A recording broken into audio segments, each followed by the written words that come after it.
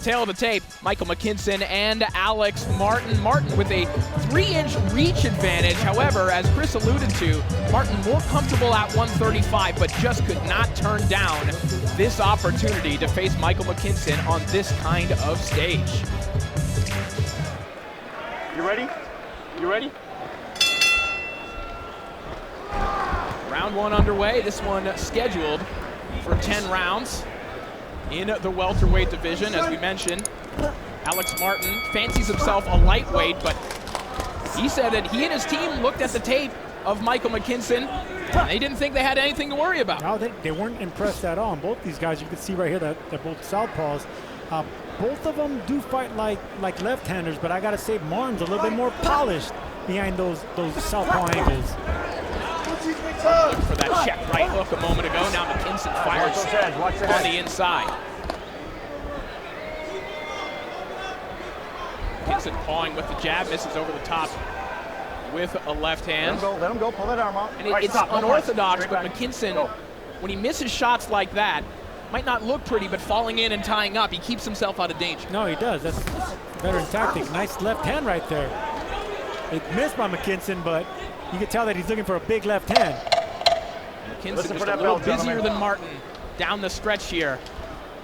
A tactical opening round here in our co-feature. Round two begins here between Michael McKinson and Alex Martin. You saw Michael Ballengall, the father, trainer, and cut man of Mikey McKinson. And Ballengall has been in the boxing game his whole life. He's trained a number of domestic level and southern area champions in the United Kingdom. He said that his specialty was taking underachievers and turning them into achievers, and that's exactly what he's been able to do with his son, Mikey. Stay patient, you'll get your moments. That was the advice in the corner, and that's exactly what you got to do with a southpaw is stay patient and find the right spots to counter. As you mentioned, he's the guy who basically helped revive the career of Alex Martin, who just landed a good shot there, a good stiff jab a moment ago. Zagarino is the one who called Martin after he had lost 3 straight and said, hey, I think there's something left for you, but you shouldn't be fighting at welterweight. Now, of course, he's fighting at welterweight here tonight, but nonetheless, that tandem has really helped turn things around for Martin. And it's nothing new for Martin to take a fight in short notice. One of his biggest wins was against Fierro in 4 days' notice. And that's, he took Angel Fierro's undefeated record as well. So he's a spoiler type. He's definitely going to go out there to win. McKinson still the one moving forward here. Martin just lancing with that jab from long range. Guys, straight back. Turn around. Let's go. As Martin's corner was saying, use the range, use angles, and I think that's exactly what he has to do to make McKinson rush in and leave himself wide open and vulnerable for big shots. And to McKinson's credit right now, good shot from Martin. To McKinson's credit, as he's been moving forward, he stayed defensively responsible. McKinson could be very improvisational with his offense when he's boxing off the back foot, and sometimes he can get himself in a little bit of trouble. We haven't seen that at all in the early Yeah, I have noticed that, but in his previous fights. But right now, he's taking some nice little steps back where he's still able to be in position to counter. Round 4 underway. Mikey McKinson and Alex Martin. A good shot from nice Martin. That's a left hand right down the pipe. Yeah, McKinson's gonna have to get a little bit rougher because this is Martin's wheelhouse. If he stands back, he can pick you apart. He's a more polished southpaw between the two. McKinson's sneaky. He can be cagey in there, but you're gonna have to break that distance, get a little bit rough in there. Let him go when I say stop. Let him go. Just let him go. Stop. 2 rounds to 1 in favor of Michael McKinson. The first 2 rounds were very difficult to score. Not a lot of action from either fighter, but I thought Michael McKinson's ring generalship won him those first 2 rounds. The third round, better shots landed from Alex Martin a little bit early on. Seems like he's settling in somewhat, but these 2 guys, stylistically, are, to say the least, difficult. Like you were touching on, Corey, when it comes to close rounds, it's one shot that's gonna give the round to one fighter, and that's the shot that I saw right there, that left hand by Alex Martin. Round 5 begins, and McKinson racing to center ring to again establish that spot as the aggressor, but Alex Martin, particularly over the last 2 rounds, has made some good adjustments and has landed, to my eye, the better shots. No, but I agree with that. Yeah. I think Martin is getting the best of a competitive fight. They're going back and forth, give and take, but I'd rather be Martin so far, even though right now there's some good shots by McKinson coming forward. And he definitely doesn't want to engage, like he says. In order to even try to get a knockout, he's going to have to engage. Neither of these fighters much of a jabber, even though Here we go with the jabs again. Martin landed a good jab right there, but when it's a quiet fight like this, when it's a competitive fight like this, that's going to be the distinguishing factor is the jab. Stop punching. Straight back.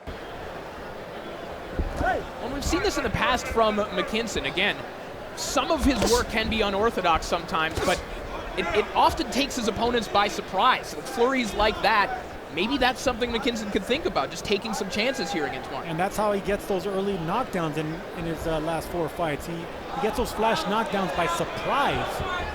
He does have to take those chances, but I feel like Martin is making McKinson think a little bit too much, so he's hesitating to just rush in there with those shots like he usually does. And that's... Look, McKinson snuck a right hook in there. Not a clean shot, but again, not a whole lot landing throughout the round, so almost everything is consequential, whether it's a grazing blow or not. Yeah, it's going to be tough for McKinson to pin down Martin. He's going to have to get rough and just aim at the body.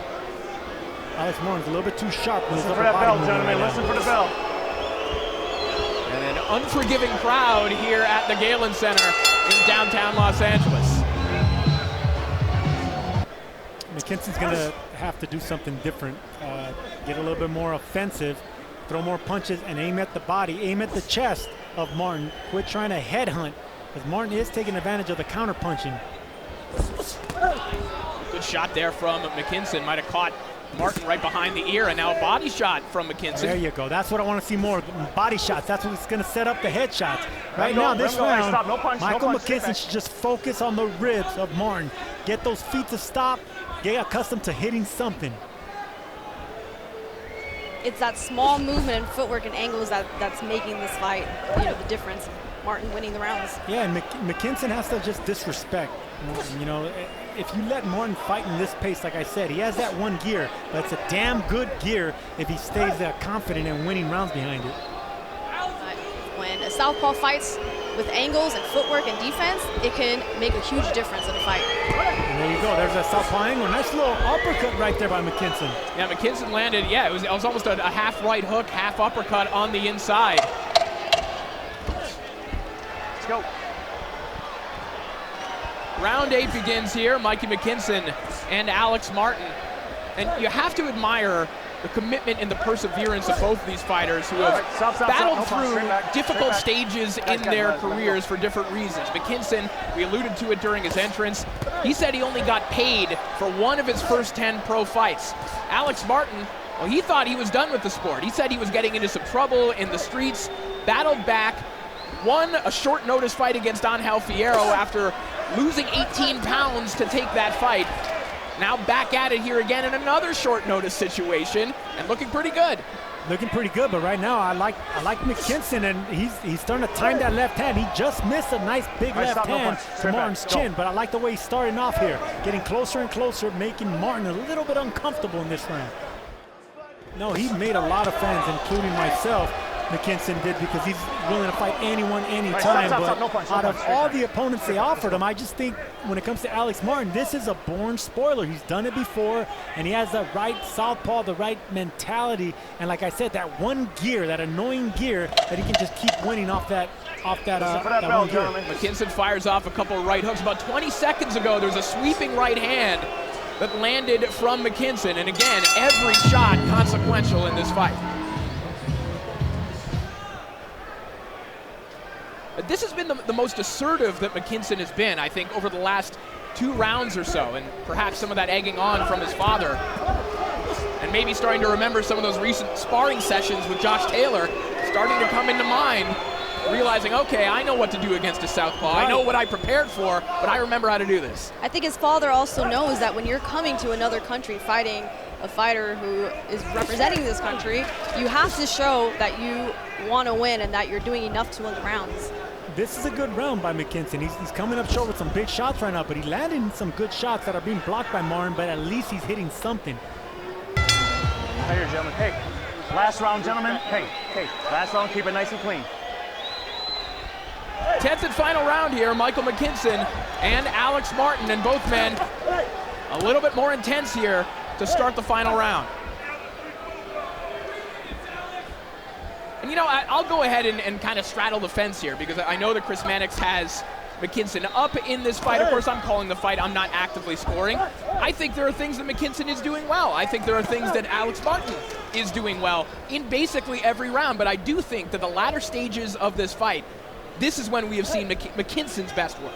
No, I agree with you, and especially in the last round because he started getting a little bit more rougher, just like he's doing right here. See, nothing's landing cleanly, but at least he's being assertive. He's definitely trying a lot harder now, which I would have liked to see that from him in the beginning rounds. Might be a little bit too late now. All right, stop. No punch, no punch. Not the ideal style matchup maybe that Mikey McKinson wanted from his opponent here tonight. But he is gutting this one out. Shot right along the belt line there from McKinson. Starting to get, again, a little more inventive with his offense here in the final round. And McKinson, good body shots on the inside. Whenever you're dealing with a fighter like Martin, a boxer like Martin, you just got to dig the body. Be content with hitting downstairs in the ribs.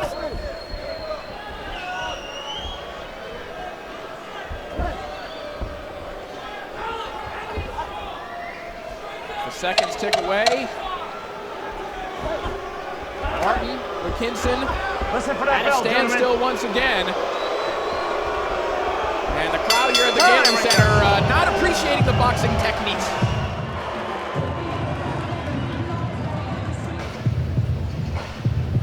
Let's take a look back at some of the action from this contest.